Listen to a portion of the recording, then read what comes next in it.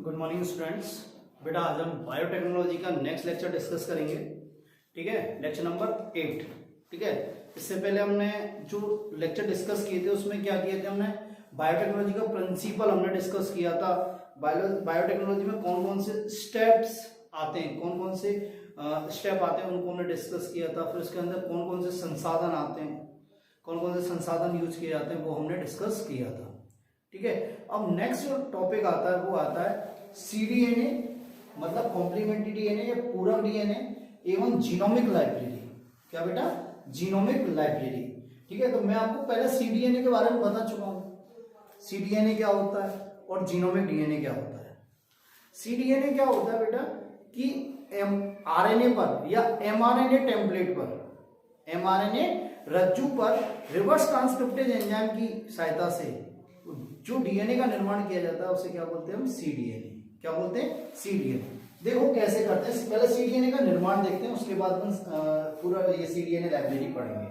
देखो ये एमआरएनए, ये क्या बेटा? एमआरएनए।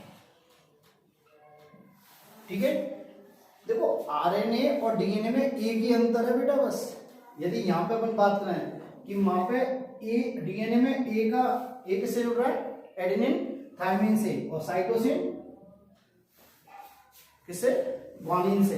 ठीक है, पर एमआरएनए में क्या जुड़ रहा है? एडेनिन किससे जुड़ रहा है? यूरेसिल से, और ग्वानिन किससे जुड़ रहा है? साइटोसिन से। मतलब इन दोनों का अंतर है बस, यूरेसिल और थायमिन का। मेरी बात समझ में आई? तो देखो बेटा ये क्या है? ये एमआरएनए है। ठीक है, और ये एमआरएनए किससे बना है? डीएनए से बना है। किससे बना है? डीएनए से। तो इस एमआरएनए को रिवर्स ट्रांसक्रिप्टेज एंजाइम की उपस्थिति में,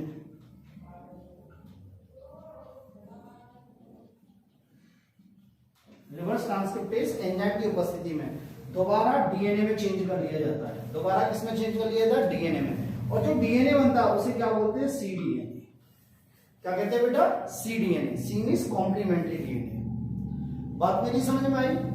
तो इस सीडीएनए कि क्या करते हैं? लाइब्रेरी बनाते हैं। लाइब्रेरी का मतलब क्या होता है भाई? लाइब्रेरी का मतलब अपन जानते हैं बुकों का भंडारण। हम कॉलेज में देखें लाइब्रेरी बुकों का भंडारण, जहां एक ऐसा स्थान होता है जहां बुक्स रखी रहती हैं बहुत सारी। ठीक है, सभी सब्जेक्ट्स की बुक रखी रहती है। इसी प्रकार क्या होता है, इस सीडीएनए के जितने भी इसमें जीन है, क्या इसमें जीन है, उन सबको एक जगह इकट्ठा रखना। एक जगह क्या करना? इकट्ठा रखना। उसे क्या बोलते हैं? सीडीएनए लाइब्रेरी कहते हैं। तो सीडीएनए लाइब्रेरी क्या है? जीन क्लोनिंग द्वारा किसी जीव के समस्त डीएनए, किसी जीव के समस्त डीएनए या कई सीडीएनए के खंडों को, कई सीडीएनए के खंडों को परपोषी कोशिकाओं में निवेशित करवाकर संधारित करने को क्या कहते हैं? CDNA library. ये क्या कह रहा है? कहने का मतलब ये है कि किसी भी जीव का समस्त डीएनए है, समस्त डीएनए मतलब सीडीएनए है। क्यों? मतलब ये सीडीएनए क्या है? जो एमआरएनए से रिवर्स ट्रांसक्रिप्टेज एंजाइम की प्रेजेंस में बनाया, उस सीडीएनए की बात कर रहा है। या तो वो डीएनए या उस डीएनए के बहुत सारे खंड, उनको किसमें निवेशित किया है? परपोषी कोशिका में। किसमें निवेशित किया? परपोषी कोशिका में। और परपोषी कोशिका में निवेशित करके उनको संधारित करने को क्या बोलते हैं? CDNA library. क्या कहते हैं? CDNA library. तो देखो बेटा सीडीएनए लाइब्रेरी कैसे बनाते हैं।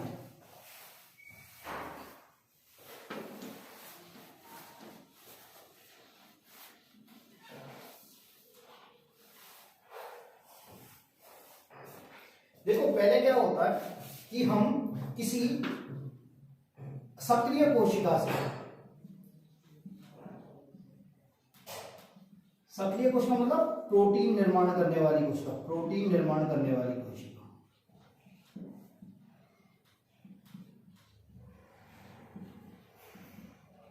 उससे क्या करते हैं? एमआरएनए को बाहर निकालते हैं। एमआरएनए का क्या करते हैं? पृथक्करण करते हैं।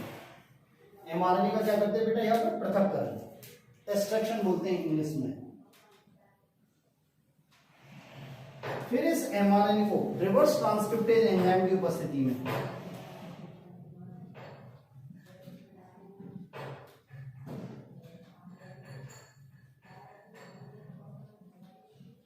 रिवर्स ट्रांसक्रिप्टेज एंजाइम की उपस्थिति में किसमें बदलते हैं? सीडीएनए में बदल देते हैं। किसमें बदल देते हैं, cDNA में। ठीक है, अब इस cDNA को इससे काटते हैं रिस्ट्रिक्शन एंडोन्यूक्लियस से, इससे रिस्ट्रिक्शन एंडोन्यूक्लियस से।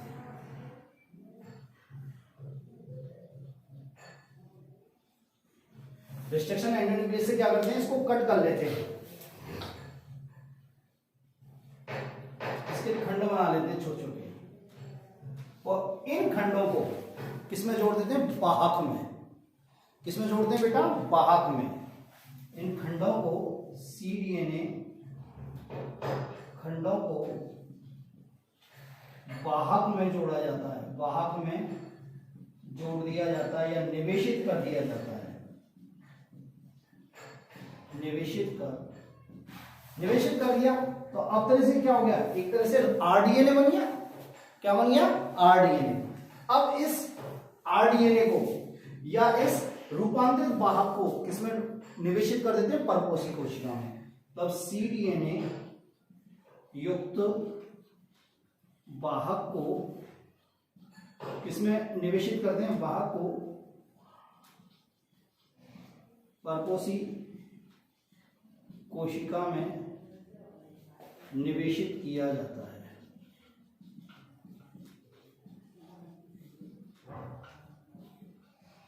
क्या किया जाता है बेटा, इस cDNA युक्त वाहक को परपोषी कोशिका में क्या कर दिया जाता है बेटा, इसमें निवेशित किया जाता है। इसके बाद निवेशित करके इस जीवाणु कोशिका को क्या करते हैं, इस जीवाणु कोशिका का क्लोन करते हैं, बेटा इसका संवर्धन करते हैं। क्या करते हैं बेटा, संवर्धन करते हैं। इसका क्या करते हैं फिर, संवर्धन में इसकी संख्या बढ़ाते हैं। संवर्धन करने के बाद हम क्या करते हैं, इससे जो cDNA प्राप्त हुए उनको प्रोब्स के द्वारा पहचाना जाता है। तो मैं बताऊंगा अभी प्रोब्स क्या था। cDNA को प्रोब से पहचान कर उन्हें अलग कर लिया जाता है। प्रोब से पहचान कर उन्हें क्या कर लिया जाता है बेटा, अलग कर लिया जाता है। cDNA को प्रोब से पहचान कर क्या कर लिया जाता है, अलग कर लिया जाता है। ठीक है, और अलग करने के बाद जो DNA प्राप्त होता है उसे हम क्या करते हैं, स्टोर कर लेते हैं, और ये क्या होती है, उसे क्या होता है, cDNA लाइब्रेरी कहते हैं। क्या कहते हैं, cDNA लाइब्रेरी। देखो लाइब्रेरी का पर्पस क्या होता है, देखो मान लो हमें कोई जीन चाहिए प्रैक्टिकल करने के लिए, कोई डिजायर प्रोडक्ट बनाना, डिजायर प्रोडक्ट मतलब वांछित उत्पाद बनाने के लिए वांछित जीन चाहिए। तो ऐसा तो है नहीं कि हर समय हम इस प्रकार ये पूरा प्रोसेस फॉलो करेंगे, नहीं करेंगे। हम एक बार ये प्रोसेस फॉलो कर लें, हम सारी जीनों को पहचान लें, इन जीनों को पहचान कर हम अलग कर लें, इन जीनों को पहचान कर हम क्या कर लें, अलग कर लें। अलग करने के बाद इनको आरडीएनए बना लें इनका, और आरडीएनए बना के क्या करते हैं, इन्हें परपोषी कोशिका में प्रवेश करा दें। अब जब परपोषी कोशिका में प्रवेश कराएंगे तो हमें बहुत सारी वांछित जीन मिलेंगी, बाद में बहुत सारी क्या मिलेंगी, वांछित जीन। और इन वांछित जीनों को हम एक जगह कलेक्ट कर लें, सभी वांछित जीन को हम कलेक्ट कर लें, तो हम उसे क्या बोल सकते हैं, cDNA लाइब्रेरी। क्या बोलेंगे, cDNA लाइब्रेरी या जीनोमिक लाइब्रेरी। भाई हमने ये cDNA से बनाई है, ये क्या आती है, जीनोमिक डीएनए से बनाई है। बात कुछ नहीं है, अंतर इतना सा, ये cDNA से बनाई है और ये जीनोमिक डीएनए से बनाई है। मेरी बात समझिए। तो इस प्रकार लाइब्रेरी का हम निर्माण करते हैं, इस प्रकार हम लाइब्रेरी का क्या करते हैं बेटा, निर्माण करते हैं। मेरी बात समझ। तो ये हुई आपकी cDNA लाइब्रेरी। क्या हुई बेटा, cDNA लाइब्रेरी। इसी प्रकार हम जीनोमिक लाइब्रेरी का भी निर्माण इसी प्रकार करते हैं, जीनोमिक लाइब्रेरी का निर्माण भी हम इसी प्रकार करते हैं। ठीक है। प्रोब्स क्या होता है, प्रोब्स है अपने कोर्स में डिटेल में। प्रोब्स क्या होता है, ऐसा डीएनए होता है जो क्या करता है, हमारी वांछित जीन को पहचानने का काम करता है, हमारी वांछित जीन को पहचानने का काम करता है। उसे क्या बोलते हैं, हम प्रोब्स कहते हैं। क्या कहते हैं बेटा, प्रोब्स। नेक्स्ट आता है हमारी जीनोमिक लाइब्रेरी क्या होती है। नेक्स्ट आता है बेटा जीनोमिक लाइब्रेरी। देखो जीनोमिक लाइब्रेरी क्या होती है, पहला वर्ड आता है जीनोम क्या होता है। जीनोमिक लाइब्रेरी मींस जीनोम की लाइब्रेरी, जीनोम की लाइब्रेरी। देखो जीनोम क्या होता है, जीव के संपूर्ण अगुणित डीएनए समुच्चय को, जीव के संपूर्ण अगुणित डीएनए समुच्चय को, अगुणित डीएनए समुच्चय को उस जीव का क्या बोलते हैं? जीनोम बोलते हैं। उस जीव का क्या बोलते हैं? जीनोम बोलते हैं। देखो इसका मतलब क्या होता है भाई? जीव क्या होता है? द्विगुणित होता है। क्या होता है? द्विगुणित। अब इसका जो ये अगुणित है, इस एक समुच्चय को क्या बोलते हैं? या ये इसको क्या बोलते हैं? जीनोम। क्या बोलते हैं? जीनोम। तो भैया जैसे कायिक कोशिकाओं में जो संपूर्ण डीएनए वो जीनोम है क्या? उसे हम जीनोम नहीं बोल सकते क्योंकि उसमें दो हैं, दो समुच्चय हैं। तो हम किस में बोल सकते हैं भाई? हमारी जो जनन मतलब युग्मक है, अंडाणु और शुक्राणु, उनमें जो डीएनए उपस्थित है उसे क्या बोलेंगे? Genomic DNA. क्या बोलेंगे? Genomic DNA. तो जीनोमिक डीएनए आपको समझ में आ गया? मतलब जीवों में संपूर्ण अगुणित डीएनए समुच्चय, संपूर्ण अगुणित डीएनए समुच्चय को ही क्या बोलते हैं? हम जीनोम। ठीक है। तो जीनोमिक लाइब्रेरी क्या होती है? किसी जीव के संपूर्ण जीनोम में जीनोम के क्लोनित खंडों का संग्रह, क्लोनित खंडों का संग्रह क्या कहलाता है? जीनोमिक लाइब्रेरी कहलाता है। क्या कहलाता है बेटा? Genomic library. देखो मेरी बात समझने की कोशिश करो दोबारा कि जीन लाइब्रेरी या जीनोमिक लाइब्रेरी बनाने की क्या जरूरत आ रही है। देखो बेटा ये मान लो ह्यूमन का डीएनए है, ये ह्यूमन का डीएनए है। अब इस डीएनए में करीब करीब 25,000 जीन प्रेजेंट है। मतलब इसमें जैसे मान लो यहाँ पे एक जीन प्रेजेंट होगी, यहाँ एक जीन प्रेजेंट होगी, यहाँ एक जीन प्रेजेंट होगी, यहाँ होगी, फिर यहाँ होगी, सब बहुत सारी जीन है और हर जीन का अलग फंक्शन है। हर जीन का अलग फंक्शन है। जैसे देखो इंसुलिन की जीन होगी जो इंसुलिन बनाती होगी, ग्रोथ हार्मोन की जीन होगी जो ग्रोथ हार्मोन बनाती होगी, मेलानिन पिगमेंट की जीन होगी जो मेलानिन पिगमेंट बनाती होगी, बहुत सारे हार्मोन्स की जीन होगी, मतलब पिट्यूटरी हार्मोन की जीन अलग होगी, थायराइड हार्मोन की जीन अलग होगी। बात नहीं सर, ऐसा बहुत सारी जीन होती हैं। अब हम क्या करना चाहते हैं? हम चाहते हैं कि यार हम इंसुलिन का प्रोडक्शन करना चाहते हैं, इंसुलिन का निर्माण करना चाहते हैं। तो हम क्या करेंगे? इंसुलिन की जीन लेंगे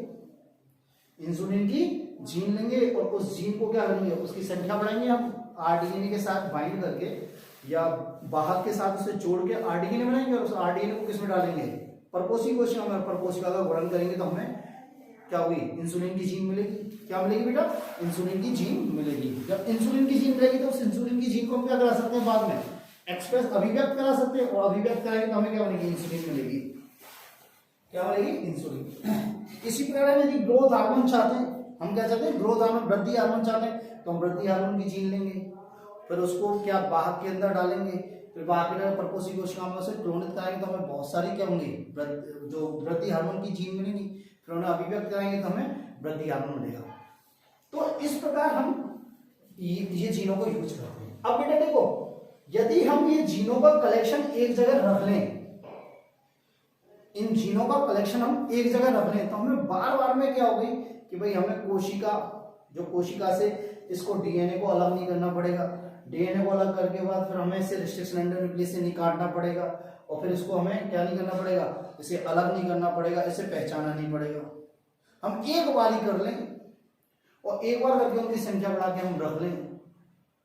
एक बार हम ये काम कर लें और मान लो हमें इंसुलिन की जीन मिली और इंसुलिन की जीन हम संख्या बढ़ा लें, उसकी अभिव्यक्त नहीं करना, संख्या बढ़ा लें।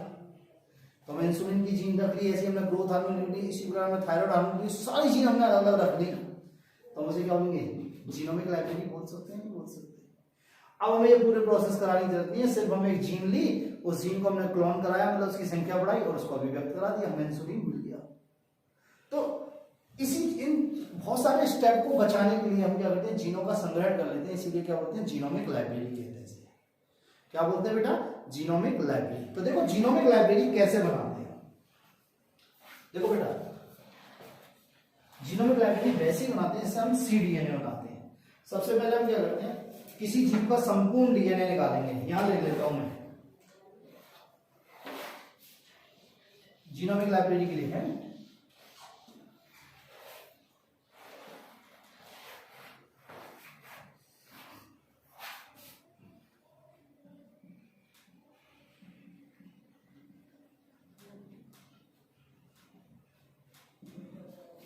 पहले हम क्या लेंगे? दाता कोशिका, डोनर कोशिका, दाता कोशिका का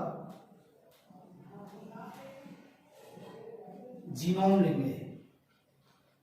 क्या लेंगे? दाता कोशिका का हम क्या करेंगे? जीनोम लेंगे बेटा, संपूर्ण जीनोम लेंगे। इस संपूर्ण जीनोम को रिस्ट्रिक्शन एंडोन्यूक्लियस के द्वारा, RN means restriction endonuclease, enzyme द्वारा इसको कट करेंगे।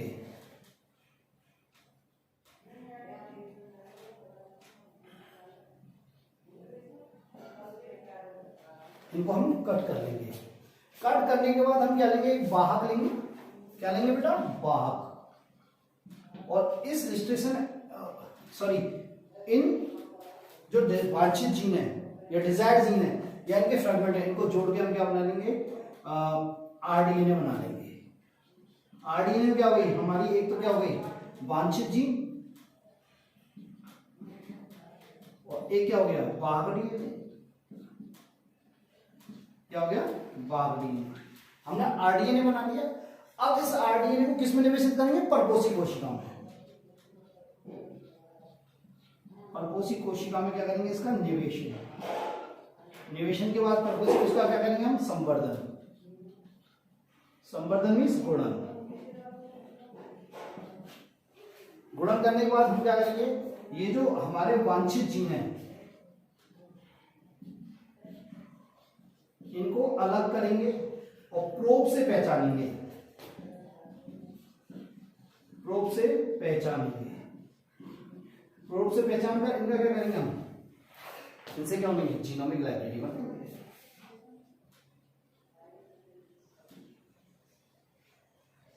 क्या बनाएंगे बेटा? जीनोमिक लाइब्रेरी बनाएंगे। मेरी बात समझ गई? पहले तो क्या करेंगे? दाता कोशिका का संपूर्ण जीनोम निकालेंगे, उसे रिस्ट्रिक्शन एंडोन्यूक्लियस के द्वारा काटेंगे, जिससे क्या डीएनए के खंड बन गए हमारे। ये क्या हो गए? डीएनए के खंड या वांछित खंड हो गए। इन डीएनए के खंडों को किसके साथ जोड़ दिया? वाहक के साथ। तो हमारा क्या बन गया? आरडीएनए। क्या बन गया? आरडीएनए। अब इस आरडीएनए को क्या बनेंगे? परपोषी कोशिका में निवेशित करा देंगे। परपोषी कोशिका जनरली हम जीवाणु कोशिका लेते हैं, इकोलाई। क्या लेते हैं बेटा? इकोलाई। इसमें हम इसे निवेशित करा देंगे। निवेशित करा के क्या करेंगे? इसका संवर्धन कराएंगे। संवर्धन कराने के बाद हम वांछित जीन को या डीएनए खंडों को अलग कर लेंगे। अलग करने के बाद उनको प्रोब से पहचानेंगे। किससे बनाएंगे? पहचानेंगे बेटा? प्रोब से। और प्रोब से पहचानने के बाद हम क्या बनेंगे? इसकी जीनोमिक लाइब्रेरी या जीन लाइब्रेरी बनाएंगे। क्या बनाएंगे? जीन लाइब्रेरी बनाएंगे। ठीक है। अब बता भाई प्रोब क्या होता है? देखो ये प्रोब या तो डीएनए हो सकता है या आरएनए खंड हो सकता है। ठीक है। क्या हो सकता है? डीएनए खंड या आरएनए खंड हो सकता है। ठीक है। तो सुनिए आणविक प्रोब क्या होता है? डीएनए या आरएनए के खंड जिनकी सहायता से किसी भी जीव में उपस्थित उसके पूरा डीएनए या आरएनए खंडों की पहचान की जा सकती है। देखें अपन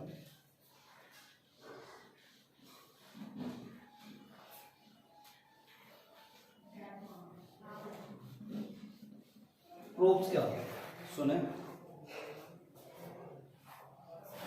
आणविक प्रोब्स।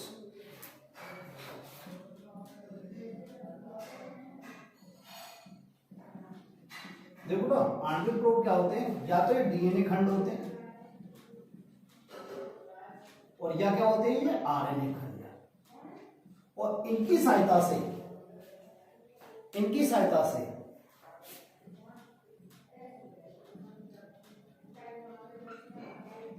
किसी भी कोशिका में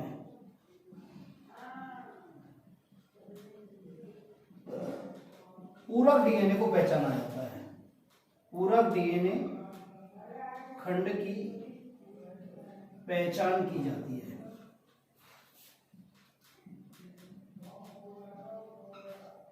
पहचान की जा सकती है। इसकी सहायता से किसी भी कोशिका में, क्या बेटा? किसी भी कोशिका में उपस्थित पूरक खंडों की पहचान की जा सकती है। देखो कैसे की जा सकती है, मेरी बात सुनो। मान लो देखो ये ह्यूमन का, मानव का डीएनए है। मानव का डीएनए है। अब हमें मानव के डीएनए का हमें सीक्वेंस पूरा पता है। इसमें करीब 3.4 × 10⁹ बेस पेयर होते हैं। इतने बेस पेयर होते हैं और इनका सीक्वेंस हमें पता है। दूसरी बात, हर जीन का सीक्वेंस हमें पता है। हमारी बॉडी के अंदर जितनी भी जीन है उसमें हमें ये पता है कितने तो इसमें न्यूक्लियोटाइड है, कितने इसमें न्यूक्लियोटाइड है, और उनका सीक्वेंस क्या है, उनका क्रम क्या है, क्रम क्या है, ये हमें पता है कि भाई जितनी भी जीन है हमारे में उसमें कितने तो न्यूक्लियोटाइड्स हैं, न्यूक्लियोटाइड्स कितने हैं, न्यूक्लियोटाइड की संख्या, और उनका हमें क्रम भी पता है, क्रम भी हमें क्या है वो पता है। क्योंकि इसके लिए हमने क्या किया, एक human genome project, human genome project करके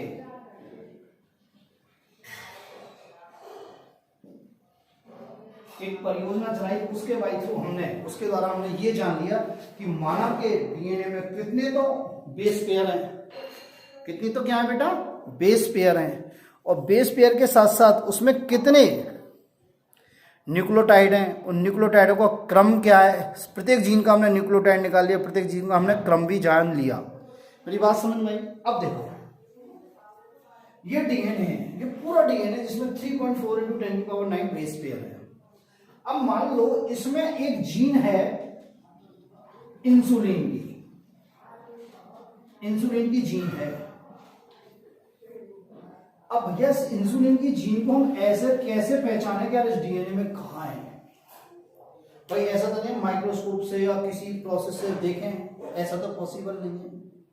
हमें ये जरूर पता है कि इंसुलिन की जीन जो है उसमें डीएनए का सीक्वेंस एक फिक्स है। मान लो हम ये मान लें कि जो इंसुलिन की जीन है उसमें जो डीएनए का सीक्वेंस है वो ये है,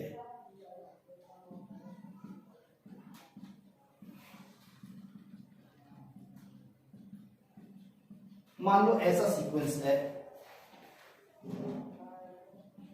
ऐसा डीएनए है।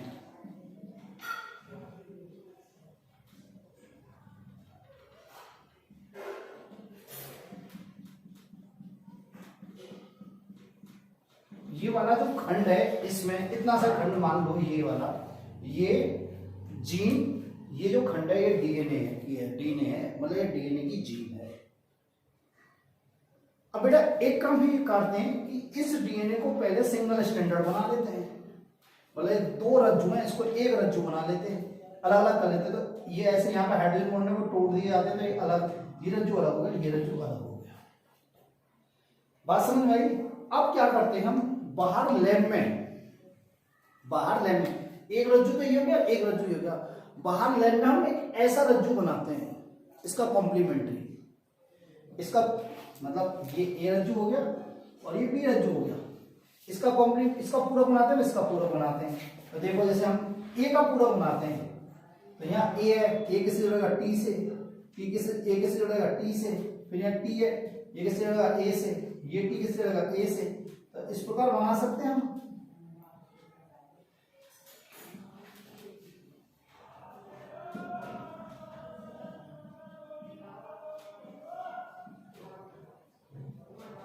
ऐसा हमने एक इसका पूरक रज्जु बना दिया ए वाले का, और इसके चारों, इस पे हमने क्या लगा दिया, एक इंडिकेटर लगा दिया, radio isotope, radio active isotope लगा दिया, रेडियो एक्टिव आइसोटॉप्स लगा दिया। ये रेडियो एक्टिव आइसोटॉप्स क्या होता है, ये जैसे ही इसके साथ कोई रज्जु जुड़ेगा, टी के साथ ए जुड़ेगा, ए के साथ टी जुड़ेगा, जी के साथ सी जुड़ेगा और सी के साथ जी जुड़ेगा, तो हमें क्या मिलेगा, एक संकेत मिलेगा। क्या मिलेगा, एक संकेत मिलेगा, उससे हम पहचान सकते हैं। तो हमने ये डीएनए क्या कर लिया, एक तो क्या कर लिया, डबल है तो ये सिंगल कर लिया। सिंगल करने के बाद इसके सॉल्यूशन में, इसके बिलियन में हमने ऐसे बहुत सारे वो डाल दिए डीएनए फ्रेगमेंट लैब में बना के, इन्हें बोलते हैं डीएनए प्रोब्स। और इन प्रोब को किससे टैग कर दिया हमने, रेडियो एक्टिव आइसोटॉप से कर दिया, हमने डाल दिया। अब देखो बेटा, इसको ऐसा कोई खंड मिलेगा, हम एक खंड ले लें, इसे दूसरे खंड को मैं मिटा देता हूं।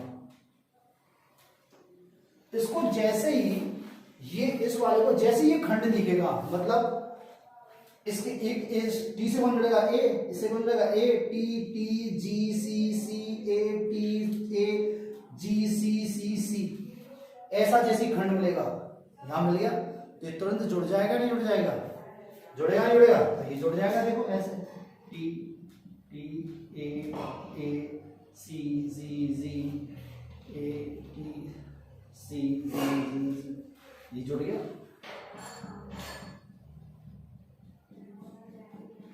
जुड़ गया नहीं जुड़ गया? और यहाँ पे क्या रेडियो एक्टिव आइसोटॉप्स, ठीक है। ऐसे ही जो दूसरा खंड हमने मिटा दिया था, दूसरा जो डीएनए इंसुलिन की जो दूसरा खंड था वो मिटा दिया, उसको भी हम ऐसी, उसके लिए भी क्या कहते हैं, ऐसे पूरा डीएनए बना सकते हैं, बना सकते हैं ना। अब ये क्या हो गया, ये इससे जुड़ गया, जुड़ गया तो क्या हो गया, जब हम इसका एक्सरे लेंगे, जब इसका हम एक्सरे लेंगे तो हमें यहाँ क्लियर शो करेगा कि, और जगह तो क्या है सिंगल स्टैंडर्ड है और यहाँ क्या है डबल स्टैंडर्ड, क्या है हमें डबल स्टैंडर्ड। तो हमें पता लग जाएगा कि ये वाली जीन, ये वाला डीएनए खंड किसके लिए रेस्पॉन्सिबल है, इंसुलिन बनाने के लिए, या ये कह सकते हैं ये किसकी जीन है, इंसुलिन की जीन है। तो ये होते हैं रेडियो एक्टिव आइसोटॉप्स या डीएनए प्रोब्स, आणविक प्रोब्स। तो आणविक प्रोब्स का क्या क्या होते हैं, डीएनए खंड या आरएनए खंड होते हैं जो क्या होते हैं, रेडियो एक्टिव पदार्थ लगा देते हैं, ठीक है। और ये क्या काम आते हैं, किसी डीएनए में या किसी भी कोशिका में पूरक खंड को पहचानने के काम आते हैं। किसके काम आते हैं, पूरक खंड को पहचानने के काम आते हैं। बात समझे? अब देखो इनका यूज किस किस में करते हैं। एक तो क्या होते हैं, वांछित जीन को पहचानने में करते हैं।